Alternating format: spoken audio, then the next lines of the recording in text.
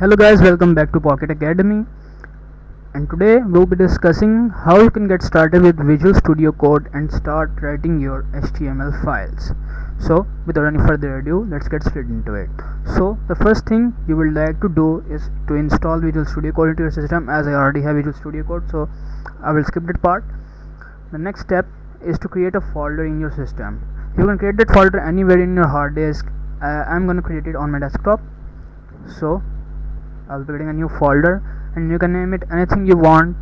Let's say demo, and open that folder. Now right click and you will have this option open with code. Click on open with code and now this will open your selected folder in Visual Studio Code.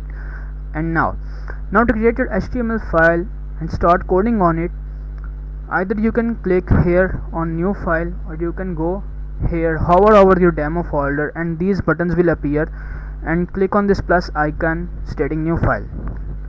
This will open a new file box for you, and now all you have to do is to name your file.